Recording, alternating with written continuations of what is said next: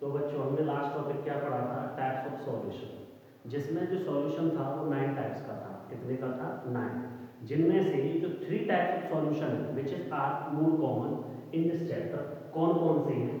जिसमें आपका solid in liquid, solid in liquid, liquid in liquid, liquid in liquid और gas in liquid, gas in liquid, ये 3 तरह के जो सॉल्यूशंस है आपके, ये बहुत ज़्यादा इंपॉर्टेंट है। आपका पूरा चैप्टर इन्हीं सॉल्यूशंस पर डिपेंड रहेगा। अब बात आती है, आप लोगों को पता ही था, जो ये सब के सब जो हैं ये क्या रहेंगे? आपके सॉल्यूट रहेंगे। और ये क्या रहेगा? तुम्हारा सॉल्वेंट। क्या रहेगा? सॉल्वेंट। ठीक है। अगर आपका कोई भी सॉल्यूशन है और उसमें वाटर एज ए सॉल्वेंट है, क्या है? वाटर एज ए सॉल्वेंट है, तो इस तरह का जो सॉल्यूशन होता है उसको बोलते हैं एक्वस सॉल्यूशन। आप लोगों ने 10वीं 11वीं से ही पढ़ते आ रहे हो कि एक्वस सॉल्यूशन क्या होता है। ध्यान रखना है एक्वस सॉल्यूशन का, जिसमें जो वाटर है आपका, वाटर क्या है? वाटर आपका एज ए सॉल्वेंट, क्या है? As a solvent, then it is called aqueous solution. और जिसमें आपका अगर कोई भी चीज, अदर सब्सटेंसेस या कुछ और भी, मतलब वाटर को छोड़ करके कोई और लिक्विड आपके क्या हो? सॉल्वेंट हो, उसको हम बोलेंगे नॉन एक्वस, मतलब non water, non water as solvent, तो वो क्या कहलाएगा? आपका non aqueous solution. Non aqueous solution में भी ईथर, बेंजीन, ये सब क्या है? आपके नॉन एक्वस सॉल्यूशंस हैं। क्लियर? अब इसके बाद हम पढ़ेंगे कंसंट्रेशन। क्या पढ़ेंगे? Concentration of the solution. हम कंसंट्रेशन क्यों निकालते हैं? 11वीं क्लास के चैप्टर है, 11वीं क्लास का टॉपिक है, पहले से हमने बताया था कि कंसंट्रेशन ऑफ सॉल्यूशन का मतलब क्या होगा, कि सॉल्यूशन को किस तरह से हम एक्सप्रेस कर सकते हैं। कंसंट्रेशन ऑफ सॉल्यूशन को दो तरह से हम डिवाइड कर सकते हैं, on the dependent upon the temperature और इनडिपेंडेंट अपॉन द टेम्परेचर। अब जो कंसंट्रेशन ऑफ सॉल्यूशन है जो डिपेंडेंट पर रहेगा, डिपेंडेंट ऑन टेम्परेचर और इनडिपेंडेंट ऑन टेम्परेचर। ठीक है। डिपेंडेंट ऑन टेम्परेचर पर जो कंसंट्रेशन जो रहेगी सॉल्यूशन की, वो क्या रहेगी? आपकी मोलरिटी रहेगी, फॉर्मलिटी रहेगी, नॉर्मेलिटी, ppm पार्ट्स पर million, mass percentage, mass percentage. ठीक है। और इंडिपेंडेंट जो रहेगी वो रहेगी आपकी mole fraction, which is most important, mole fraction और मोलेलिटी, और मोलेलिटी। ये आपके जो कंसंट्रेशन ऑफ सॉल्यूशन है क्या है? डिपेंडेंट ऑन टेम्परेचर और इनडिपेंडेंट ऑन टेम्परेचर। जिसमें से हम लोग जो डिपेंडेंट ऑन टेम्परेचर है मोलरिटी पढ़ेंगे, फॉर्मेलिटी पढ़ेंगे, नॉर्मलिटी, पीपीएम और मास पर वेट। अब इसमें जो ये है मोलरिटी, फॉर्मेलिटी, नॉर्मलिटी और on the basis of independent temperature mole fraction और मोलरिटी, इनसे रिलेटेड हर बार एग्जाम में क्वेश्चन आता है, इनसे रिलेटेड न्यूमेरिकल पूछा जाता है। अब हम ये चीज पढ़ेंगे कि इनका क्या क्या इनका काम रहेगा। क्लियर? अब सबसे पहले हमको पता होना चाहिए कंसंट्रेशन ऑफ सॉल्यूशन क्या होता है। Concentration of, yes, concentration of solution क्या था? इट मे बी, इसकी जो डेफिनेशन है, defined as the amount of solute, amount of solute present in the given quantity of the solution. मतलब कंसंट्रेशन ऑफ सॉल्यूशन क्या होगा कि किसी भी तरह का जो सॉल्यूशन होगा उस सॉल्यूशन में यदि हम उस सॉल्यूट की क्वांटिटी को मेजर करें, क्वांटिटी को सॉल्व आउट करें कि कितना सॉल्यूशन में कितना सॉल्यूट है। जैसे सपोज एग्जांपल से मैं समझाता हूं, मान के चलो ये आपका 100 ml कोई सॉल्यूशन है, 100 ml सॉल्यूशन। अब इसमें से हमको क्या चीज मेजर करनी है कि आप लोगों को पता है किससे बना है सॉल्यूशन? सॉल्यूट और सॉल्वेंट से। अब हमको पता है कि जो सॉल्यूशन है एक्वस सॉल्यूशन है, जिसमें वाटर की क्वांटिटी क्या है? एज ए सॉल्वेंट, मतलब ज्यादा है। अब इस 100 ml में से आपको मान के चलो सॉल्यूट की क्वांटिटी निकालनी है कि सॉल्यूट की क्वांटिटी इस सॉल्यूशन के अंदर कितनी होगी, वही क्या कहलाएगा आपका कंसंट्रेशन ऑफ सॉल्यूशन। अब इस सॉल्यूट की क्वांटिटी को निकालने के लिए कुछ टर्म्स हैं जिनका यहां पर यूज हुआ। सबसे पहली शुरू हुई आपकी मोलरिटी। मोलरिटी का क्या होता है, it is defined as the number of moles of the solute, मतलब सॉल्यूट के जो नंबर ऑफ मोल्स रहेंगे वो किसके अंदर डिसॉल्व हो जाएं, per litre of the solution, per litre of the solution, वो क्या कहलाएगा आपका मोलरिटी कहलाएगा, which is denoted by the capital M. ये ध्यान रखना है, ये मोलरिटी और मोलरिटी दोनों में फर्क है। मोलरिटी आपका किस में आएगा, डिपेंडेंट ऑन द टेम्परेचर, ठीक है, और molarity independent on the temperature. अब इसका जो फॉर्मूला है मोलरिटी का, वो क्या रहेगा formula, number of moles of solute upon the volume of the solution litre. भाई ये डिसॉल्व पर लीटर है, लेकिन अगर मैं यहाँ पर लीटर लिख देता हूँ तो 1000 की जरूरत नहीं है। अगर सॉल्यूशन जो है अगर ml में है, जितने भी न्यूमेरिकल रहेंगे आपके वो ज्यादातर ml में ही रहेंगे, उसकी जो क्वांटिटी होगी सॉल्यूशन में तो वो किसके में रहेगी, ml में रहेगी। इसलिए अगर ml लगा दिया है तो मल्टीप्लाई बाय 1000 मैंने इसको कर दिया है। समझ में आई। अब इससे रिलेटेड हम न्यूमेरिकल देखेंगे कि न्यूमेरिकल क्या हो सकते हैं।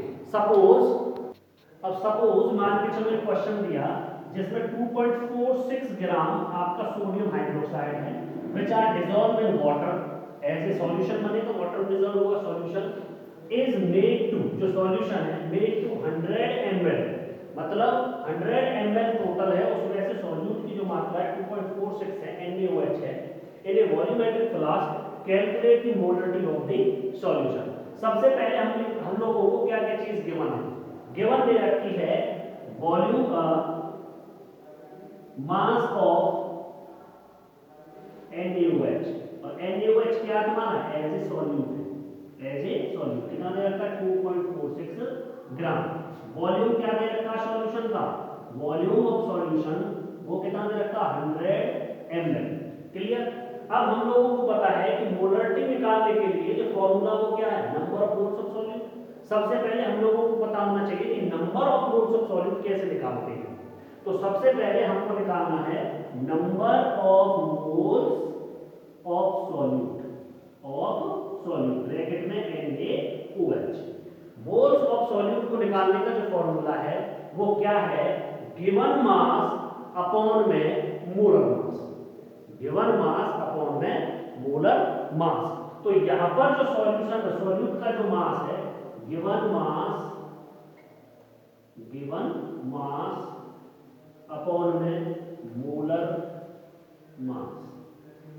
मोलर मास क्या होगा निकालो भाई, गिवन मास कितना दे रखा आपका 2.46 अपॉन में मोलर मास कैसे निकालते हैं, मोलर मास किसका NaOH का कैसे निकालोगे, सोडियम हाइड्रोक्साइड का 23 इसका है एटॉमिक मास, ऑक्सीजन कितना 16 और हाइड्रोजन कितना 1, तो टोटल कितना हो गया 40, कितना हो गया है 40। तो क्या आ जाएगा 2.46 अपॉन में 40, 0.001615 के लगभग ये आ जाएगा।